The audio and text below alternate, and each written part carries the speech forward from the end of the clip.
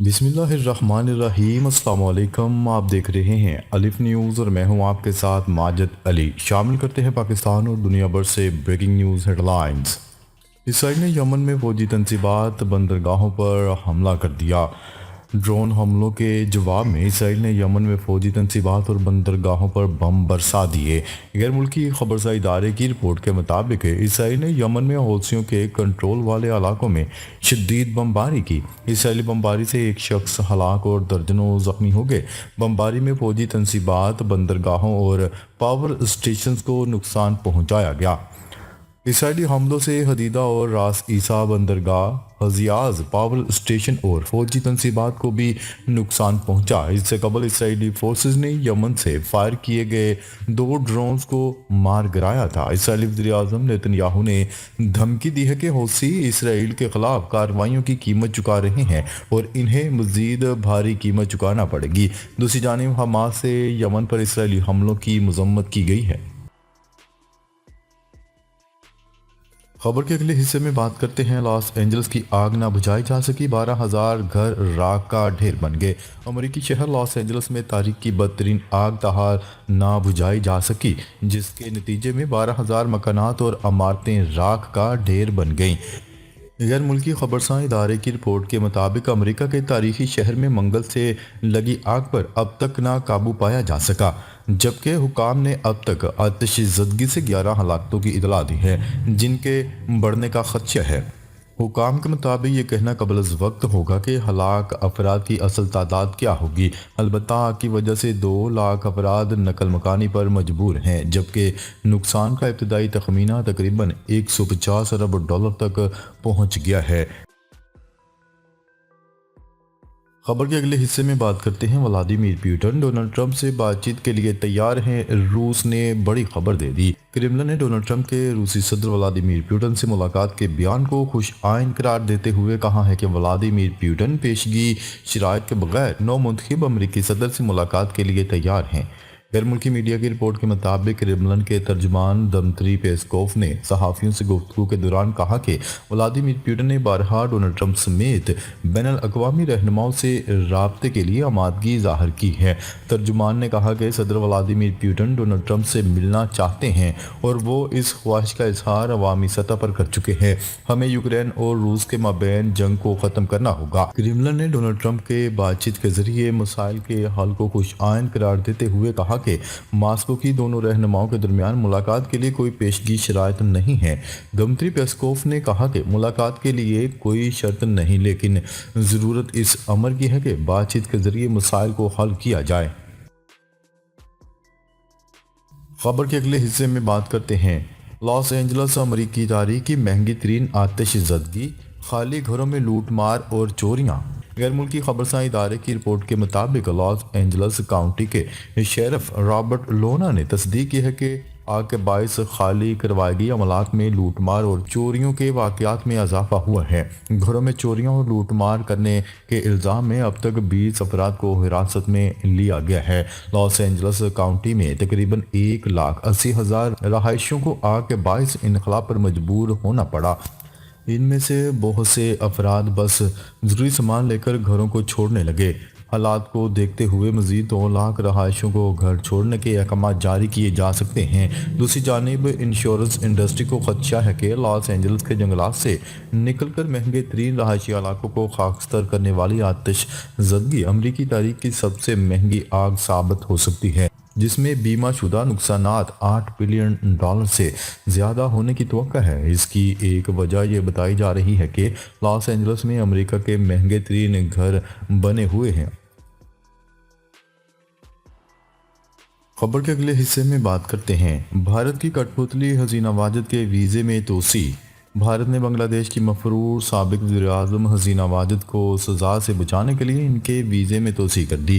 Media reports کے مطابق بنگلہ دیش کی عبوری حکومت نے 7 جنوری کو حسینہ واجد کے جبری گمشدگیوں اور ہلاکتوں میں ملوث ہونے کے باعث پاسپورٹ منسوخ کر دیا تھا اور بنگلہ دیش کے انٹرنیشنل کرائم ٹریبیونل نے معصوم شہریوں کی نسل کشی میں ملوث ہونے پر حسینہ واجد کی گرفتاری کے وارنٹ جاری کیے تھے۔ دوسری جانب مودی سرکار نے اپنی کٹپتلی حسینہ واجد کو سزا سے بچانے کے لیے ویزے میں توسیع کر دی۔ حسینہ واجد عوامی انقلاب کے نتیجے میں بھارت فرار ہو گئی تھیں اور وہیں مقیم ہیں۔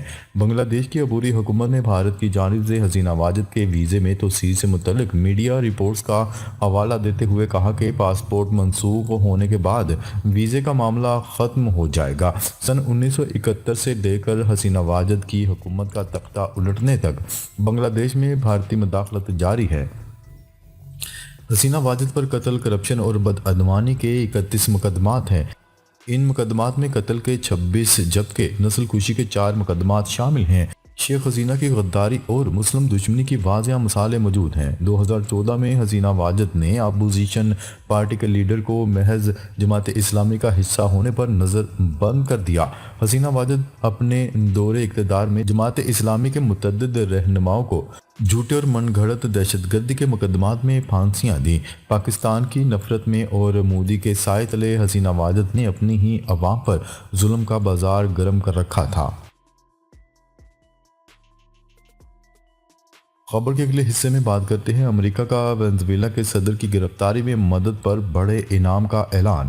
امریکہ نے وینزویلا کے صدر نکولس مادورو کی گرفتاری میں مدد کرنے پر بڑے انعام کا اعلان کر دیا۔ امریکی صدر نے وینزویلا کے صدر نکولس مادورو کی گرفتاری پر $25 ملین انعام، جبکہ وزیر داخلہ اور وزیر دفاع کی گرفتاری پر $15 ملین انعام رکھا ہے۔ وینزویلا کے صدر پر امریکہ میں کوکین اسمگل کرنے کا الزام ہے۔ تیسری بار منتخب ہونے والے وینزویلا کے صدر نے حلف اٹھا لیا۔ یاد رہے کہ وینزویلا نے امریکی خفیہ ادارے CIA پر یہ الزام عائد کیا تھا کہ اس نے صدر نکولس مادورو اور دیگر اعلیٰ عہدیداران کے قتل کا منصوبہ بنایا تھا، تاہم امریکہ کی طرف سے ان دعووں کی تردید کی گئی ہے۔ خبر کے اگلے حصے میں بات کرتے ہیں امریکہ میں آگ اور برف ایک ساتھ، دنیا حیران۔ آگ اور برف ایک دوسرے کی مخالف عناصر ہیں، لیکن امریکہ میں ان متضاد عناصر نے ایک ہی وقت میں لاکھوں افراد کو اپنی لپیٹ میں لے رکھا ہے۔ دنیا یہ دیکھ کر حیران ہے کہ ایک طرف امریکہ میں آگ کی تباہ کاریاں پھیلی ہوئی ہیں اور دوسری طرف برفانی طوفان نے نظام زندگی کو مفلوج بنا دیا ہے۔ ماہرین کا کہنا ہے کہ مغربی امریکہ میں جنگلات کی آگ اور برف تیزی سے اوور لیپ ہو رہی ہے اور اس کے متعدد نتائج نکل سکتے ہیں، جیسا کہ برف کی تہ میں کمی، کیونکہ جنگلات کی آگ جمع ہونے والی برف کی مقدار کو کم کر سکتی ہے اور اس سے زمین پر برف کے ٹکڑے کی لمبائی کم ہو سکتی ہے۔ اس کی وجہ ماہرین کے مطابق یہ ہے کہ جنگل کی آگ سے جنگل کی چھت صاف ہو جاتی ہے اور سورج کی روشنی زیادہ برف تک پہنچتی ہے اور اسے پگھلا دیتی ہے۔ خیال رہے کہ جنوبی اور وسطی ریاستوں میں برف باری اور بارشوں سے نظام زندگی اس وقت درہم برہم ہو چکا ہے۔ راستے، پروازیں اور تعلیمی ادارے بند ہیں۔ ٹیکساس، اوکلاہوما، ارکنساس میں زندگی مفلوج ہو چکی ہے، جبکہ حکام نے برفانی طوفان کی مزید وارننگ بھی جاری کر دی ہے۔ ادھر امریکی شہر لاس اینجلس میں تاریخ کی بدترین آگ تاحال نہیں بجھائی جا سکی اور اس کے سبب 12,000 مکانات اور عمارتیں راکھ کا ڈھیر بن چکی ہیں، جبکہ 2 لاکھ افراد کو نقل مکانی کرنی پڑی ہے، جبکہ نقصانات کا ابتدائی تخمینہ تقریباً $150 ارب تک پہنچ چکا ہے۔